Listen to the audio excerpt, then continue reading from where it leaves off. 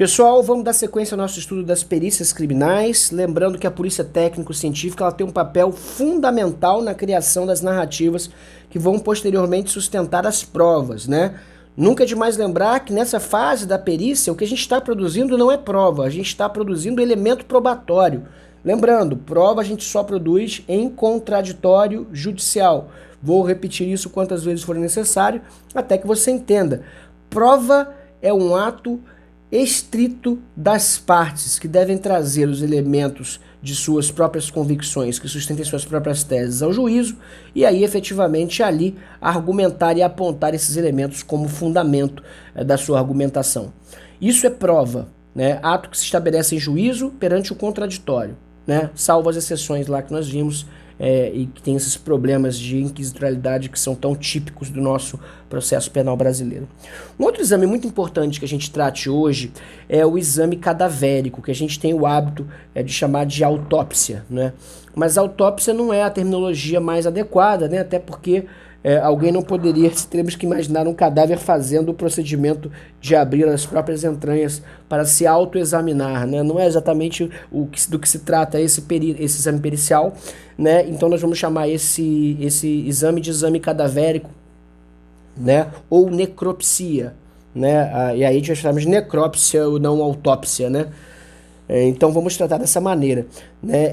É muito importante, né, que quando a gente está tratando desse exame, né, o achamento de cadáver ele pode se dar de forma acidental e o cadáver é encontrado em algum terreno baldio, no rio ou em qualquer lugar, ou ele pode realmente proceder do hospital, ou ele pode efetivamente não ser encontrado, mas ser posteriormente exumado.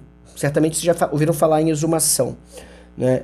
É interessante porque toda e qualquer pessoa que morra sob certas circunstâncias, como por exemplo, projétil, PAF, né, projétil de arma de fogo, né, por exemplo, a pessoa tem um laudo, um atestado de óbito por PAF, um projeto de arma de fogo, uma pessoa que tem uma queda da própria altura, uma pessoa que seja encontrada morta por causas desconhecidas boiando no rio, todas essas pessoas vão ser submetidas ao exame cadavérico, né? Algumas porque circunstâncias fazem parecer que há crime, outras porque pode ser que eventualmente haja um crime, né?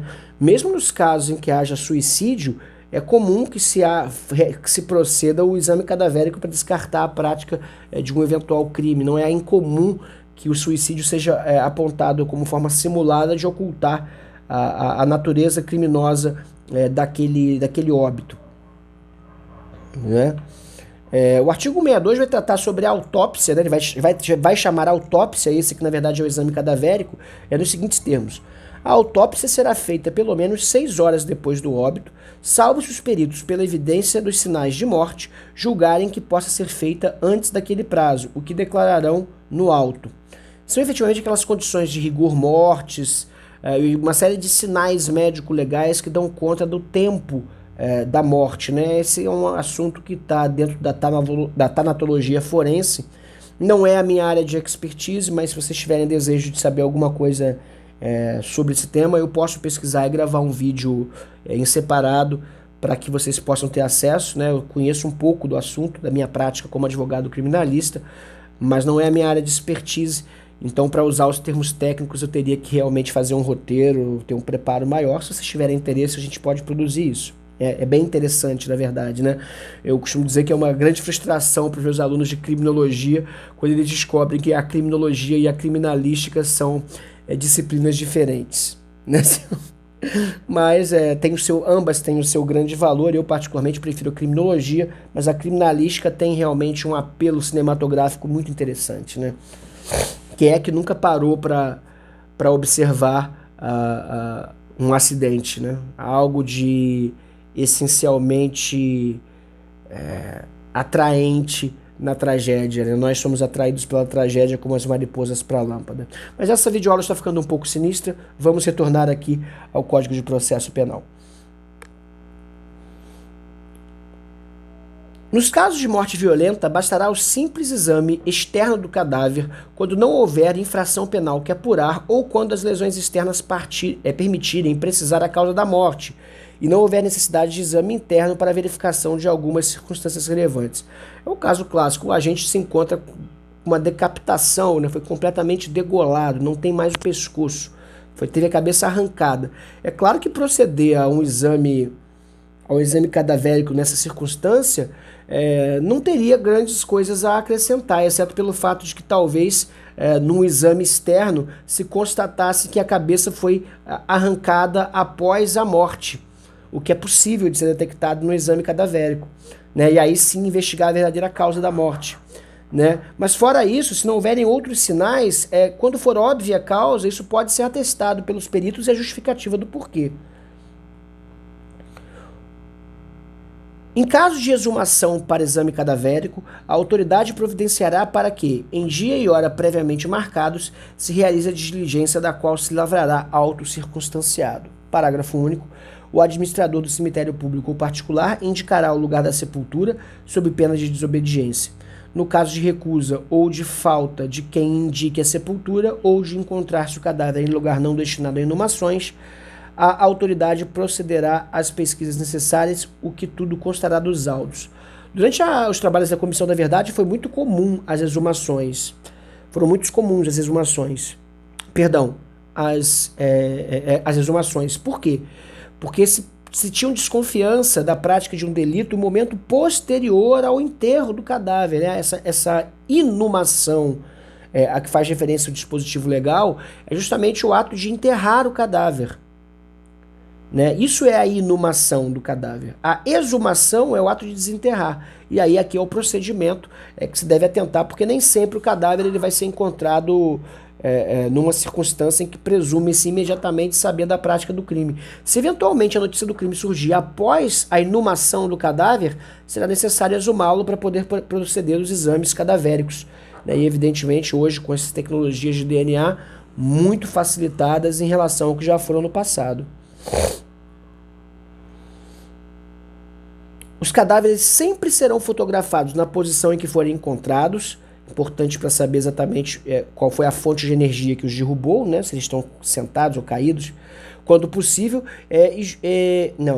bem como na medida do possível todas as lesões externas e vestígios deixados no local do crime, fotografia. Para representar as lesões encontradas no cadáver, os peritos, quando possível, juntarão ao laudo de exame provas fotográficas, esquemas e desenhos devidamente rubricados. Aqui no estado do Rio existe um croquis apontando os locais onde as lesões são encontradas. Isso vem nos inquéritos policiais, né? Quando há homicídio, por exemplo.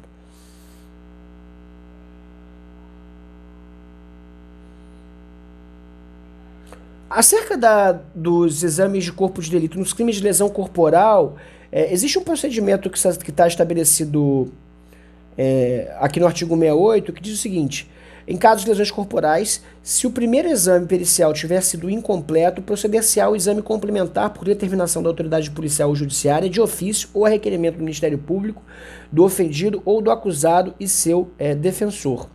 Né? E o parágrafo 2º faz referência a um procedimento que é bastante convencional. Sempre que o exame de corpo de delito assim o justificar, para que a gente precise classificar o delito, né? Com relação à extensão dos danos, é necessário que a vítima da lesão corporal retorne depois de 30 dias para fazer um novo exame de corpo de delito, né? É o que diz aqui o parágrafo 2º. Né? Se o exame tiver por fim precisar a classificação do delito no artigo 129, parágrafo 1º, inciso 1º do Código Penal, deverá ser feito logo que decorra o prazo de 30 dias contado da data do crime. É quando se trata daquele problema das ocupações habituais, da impossibilidade de desenvolver suas ocupações habituais. Né? Outro sistema importante, né? A gente tem uma série de exames que são realizados na Polícia Técnico-Científica, que são exames laboratoriais. Né? E esses exames laboratoriais, eles também têm protocolos próprios. Né? O artigo 170 dispõe: nas perícias de laboratório, os peritos guardarão material suficiente para eventual nova perícia. Contraprova é chave aqui, tá, gente? Na cadeia de custódia trouxe a nova previsão, tá? Mas é preciso haver uma contraprova. Né? Sempre que conveniente, os laudos serão ilustrados com prova fotográfica ou microfotográfica, desenhos ou esquemas. Nos crimes cometidos com destruição de rompimento de obstáculo, a subtração da coisa ou por meio de escalada, os peritos devem Além de descrever os vestígios, indicarão com que instrumento, por que meios e em que época presumem terem sido os fatos praticados. 172. Proceder-se-á, quando necessário, a avaliação das coisas destruídas, deterioradas ou que constituam produto de crime.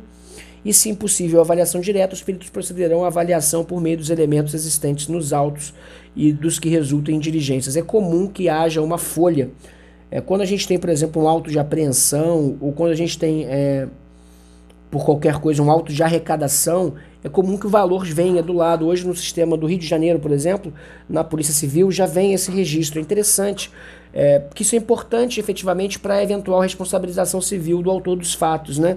Ou para a eventual reparação do dano. Isso tem essa importância. Bem como para a dosimetria da pena, né? Para saber o quanto de dano o agente causou ao bem jurídico tutelado.